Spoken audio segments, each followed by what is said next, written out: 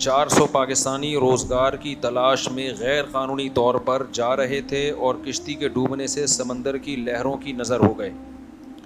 دیکھو جو حادثات میں مر گئے, جو ایمان پر مرے, ان کے لیے تو دعائے مغفرت کی جائے گی. اللہ ان کے لواحقین کو صبر کی توفیق عطا فرمائے. مفتی طارق مسعود کے بیانات کے لیے مفتی صاحب کے آفیشیل چینل مفتی طارق مسعود سپیچز کو سبسکرائب کریں. اور یہ جو یونان جا رہے تھے 400 افراد, ان کی جو کشتی ڈوبی ہے, میں جب یورپ میں گیا ہوں, میں ترکی گیا ہوں, ان ملکوں میں غیر قانونی پاکستانی آتے ہیں.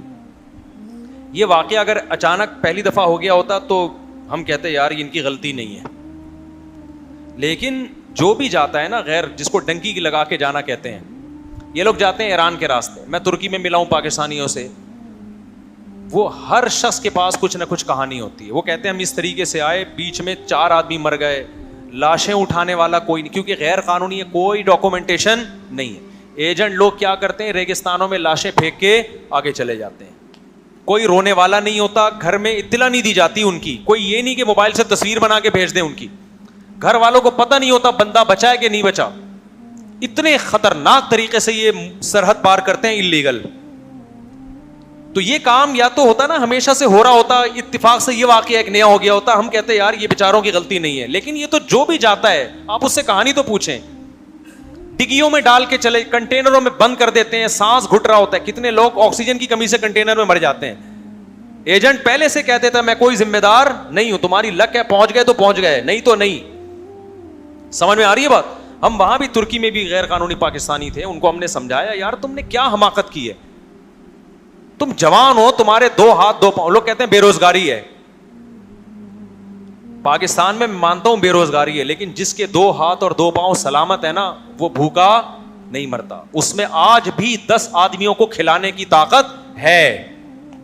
آپ زمین پہ محنت کرو, زمین سونا اگلے گی. آپ مزدوری کرو, آپ پیسیوں کام ہے.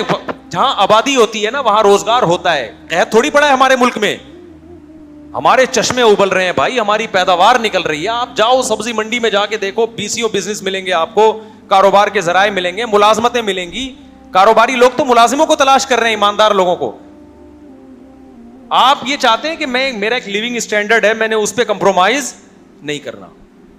اس وقت پھر آپ یہ غیر قانونی طریقے اختیار کرتے ہو, کیونکہ یہ جو باہر جانے والے ہیں نا اللیگل, ان کی صحتیں بھی ایک اسٹینڈرڈ کی ہونی چاہیے. اس اسٹینڈرڈ کی صحت میں آپ یہاں بھی مزدوری کر کے کما سکتے ہو. اکثر کیا جا رہے ہوتے ہیں, پنجاب کے بہت سے لوگ ہمیں ملے ہیں, بھائی یہ کم کر رہا ہے, فلانا یہ کر رہا ہے, خاندان کے سارے افراد اسٹیبل ہوتے ہیں, یہ اکیلا بے روزگار ہوتا ہے. اس کو بے روزگاری کھا رہی ہوتی ہے کہ میں اکیلا کیوں غریب ہوں. تو یہ اپنی دنیا کی ضرورت پوری کرنے کے لیے نہیں ہوتا, یہ امیر بننے کے لیے ہوتے ہیں ساری کوششیں. نہیں یہی بات سمجھ میں.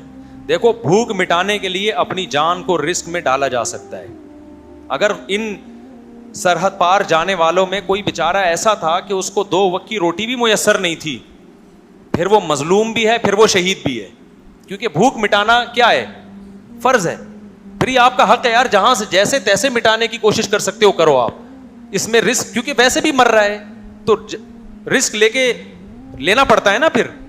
لیکن اگر آپ کو آپ کے گاؤں میں, آپ کے گھر میں 2 ٹائم کی روٹی میسر تھی, سر چھپانے کی جگہ میسر تھی, تو بھائی پھر اپنا لیونگ اسٹینڈرڈ ہائی کرنے کے لیے آپ لیگل طریقے سے باہر جائیں, اللیگل جانے کی کوشش بولو نہ کریں.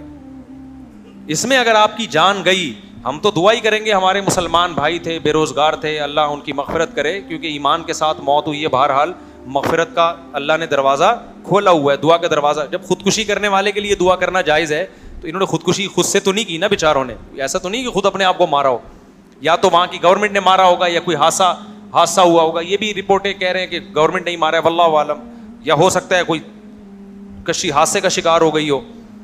تو اس کو خودکشی تو نہیں کہیں گے, لیکن یہ کہ ایسا بھی نہیں ہے کہ یہ کوئی اپریشیٹ کیا جائے, اس عمل کو حوصلہ افزائی کی جائے, یا کوئی بہت اچھی موت قرار دیا جائے اس کو.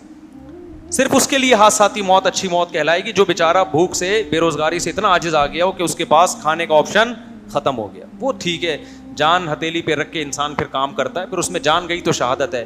لیکن اگر آپ کا لیونگ اسٹینڈرڈ اوپر کرنے کا پلان تھا, کہ یار نہیں اس میں گزارا نہیں ہوتا, میری یہاں تک جیسے میں جاؤں گا یورپ میں نوٹ چھاپوں گا. بہت سے لوگ اس نیت سے جا رہے ہوتے ہیں, ان کو اپنے ملک میں بنیادی ضرورتیں پوری ہو رہی ہوتی ہیں, لیکن ان کو غریبوں کو گالیاں سن کے نا کہ غریب بے غیرت بھی ہوتا ہے, غریب فلانا بھی ہوتا ہے, یہ سن کے نا ان کا لیونگ اسٹینڈرڈ اوپر کرنے کا ان کا پلان ہوتا ہے. پھر جب کوئی آپ کے اندر قابلیت تو ہے نہیں, نہ آپ ڈاکٹر ہیں, نہ آپ انجینئر ہیں, نہ کوئی آپ نے یہاں اپنا بزنس کو اتنا چمکایا, پھر ظاہر ہے غیر قانونی طریقے سے آپ جاتے ہیں, پھر وہاں پکڑے بھی جاتے ہیں اور بارڈر پہ مارتے بھی ہیں فوجی. بہت سے لوگ بچ جاتے ہیں بارڈر پہ, وہاں کی آرمی دیکھ لیتی ہے, وہ شوٹ کر دیتی ہے. اور پھر میرے بھائی اگر غیر قانونی طریقے سے وہاں پہنچ بھی گئے تو جو پہنچے ہوئے ہیں پہلے ان سے تو پوچھو تمہارا حال کیا ہے. ہم تو ملے ہیں بھائی, ہم نے تو انٹرویو لیے ان کے, کوئی بھی خوش نہیں ہوتا جو غیر قانونی طریقے سے جاتا ہے. سب سے پہلے آپ کی عزت نہیں ہوگی. اسلام میں سب سے زیادہ جس چیز کی حفاظت ضروری ہے وہ جان, اس کے بعد عزت, اس کے بعد مال ہے. نہیں آئی بات؟ آپ کے پاس سب سے قیمتی چیز کیا ہے؟ جان ہے. زندگی پہ کمپرومائز نہیں. اس کے بعد کیا ہے؟ عزت ہے. پیسہ اس کے بعد ہے. اگر عزت جا رہی ہے پیسہ آ رہا ہے تو بھائی عزت بچاؤ. تو جان سب سے پہلے, اس کے بعد کیا ہے؟ بولو عزت ہے, اس کے بعد مال ہے. تو جو انلیگل دوسرے ملکوں میں, امریکہ میں اور آپ کا اللہ بھلا کرے یورپ میں جا کے رہتے ہیں نا, ہم نے جو مشاہدہ کیا ہے, میجورٹی کی بات کر رہا ہوں, عزت بھی نہیں ہوتی ان کی. چھپتے پھرتے ہیں, بتا کچھ رہے ہوتے ہیں, کام کچھ اور کر رہے ہوتے ہیں. ہر وقت اس بات کا خوف ہوتا ہے کہ پکڑا نہ جاؤں میں, پکڑا نہ جاؤں میں. یہ کتنی بے عزتی کی بات ہے یار.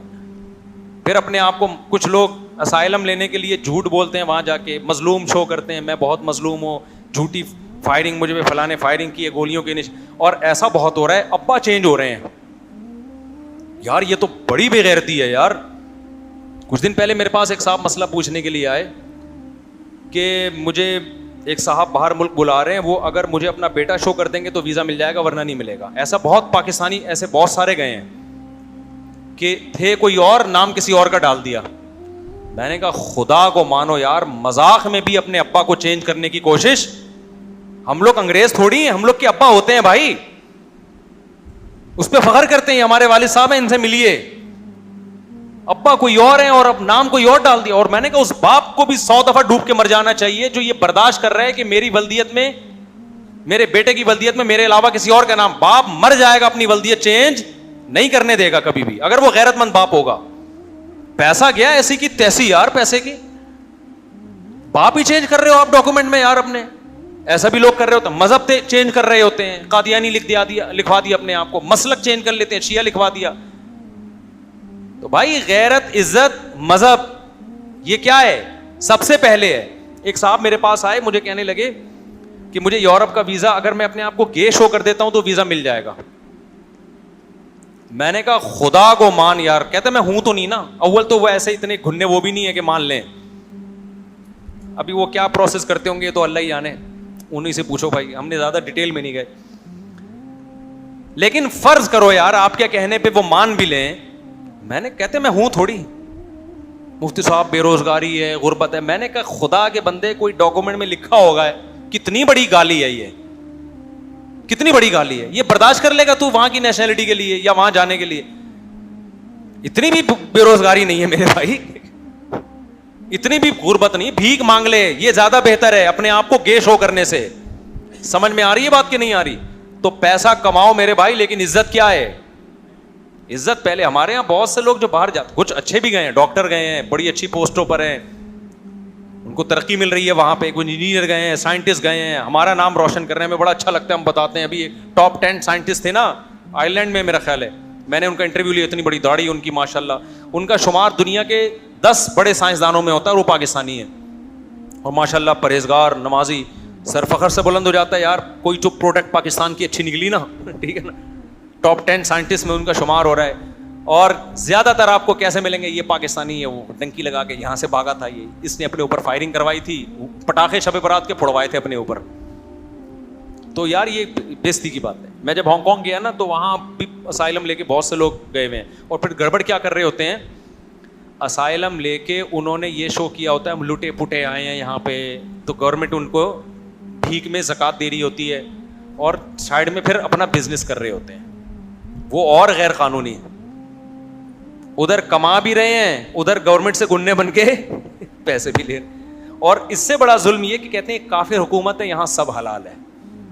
تو اور بڑا ظلم ہے. معاہدوں کی پابندی کا اللہ نے قرآن میں حکم دیا ہے, تو مسلمان معاہدوں کا زیادہ پابند ہوتا ہے. سمجھتے ہو کہ نہیں سمجھتے ہو تو بھائی ایسے غیر قانونی کام نہ کریں, بہت بری حرکت ہے. بہرحال ہمارے مسلمان بھائی ہیں, اور میں یہ بھی نہیں کہتا کہ ساری ذمہ داری ان 400 لوگوں کی ہے جو بیچارے ڈوب گئے. کچھ ذمہ داری ہماری حکومتوں کی بھی ہے. ملک کے بہرحال ایسے حالات ہیں کہ لوگ یہاں سے کیا کر رہے ہیں, بھاگ رہے ہیں, تو بالکل ان کو ذمہ دار ٹھہرانا بھی درست نہیں ہے.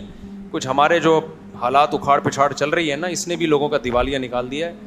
تو لوگ پھر ملک, اتنا رش ہے نا پاسپورٹ آفس میں, اور میں تو بیرون ملک میرے اسفار ہوتے ہیں, میں نے زندگی میں کبھی بیرون ملک جانے والی فلائٹوں میں اتنا رش نہیں دیکھا. اب جاؤ اتنی لمبی لمبی لائنیں لگی ہوئی ہیں, ایسا لگتا ہے پورا پاکستان کیا کر رہا ہے, ملک سے باہر بھاگ رہے ہیں. تو میں ہی 19 بچوں کے ساتھ رہ جاؤں گا, مجھے ایسا لگ رہا ہے تھوڑے دنوں سارے ہی بھاگ جائیں گے یار. لیکن وہ 19 رہ گئے نا انشاءاللہ, سلو ستیلے وتیلے ملا کے سارے چینل ملا کے, تو وہ سارے بھی بھاگ گئے نا. پاکستان کی آبادی انشاءاللہ اب کم ہونے والی نہیں. جو ہم نے یہاں جو بچ جائیں گے نا وہ ہمارا بیان سنیں گے. اب آپ بھاگ جائیں, ہماری آبادی دوبارہ انشاءاللہ. اور جوانوں کا ریشو ہوگا. دیکھو جب بچے زیادہ پیدا ہوتے ہیں, بوڑھوں کا ریشو کم, جوانوں کا ریشو زیادہ. اس کا مطلب پتہ کیا ہے, کمانے والے بڑھ گئے, کھانے والے کم. تو ملک ترقی کرے گا کہ نہیں کرے گا. اب دیکھو میں جب بوڑھا ہوں گا تو ہماری اولادیں جوان ہوں گی, تو کھلانے والے اللہ کرے 40 ہو چکے ہوں, کھلانے والے 40 اور کھانے والے 2 یا 4 یا 5, جو بھی اس وقت اللہ ہی کو پتہ ہے. تو سورس آف انکم بڑھ گئی کم. تو اسی سے خاندان بھی اسی فارمولے سے ترقی کرتا ہے, اسی سے گھر بھی ترقی کرتا ہے اسی فارمولے سے, اور اسی فارمولے سے ملک بھی اور ورلڈ دنیا بھی اسی اصول سے ترقی کرتی ہے. اکانومی کے موٹے موٹے چند بنیادی اصول ہیں, وہ چند موٹے موٹے بنیادی اصول گھر پہ بھی اپلائی ہوتے ہیں, شہروں پہ بھی, ملکوں پہ بھی. ہاں وہ اصول اس وقت فیل ہو جاتے ہیں جب آپ کے پاس وسائل ہی کم ہو جائیں.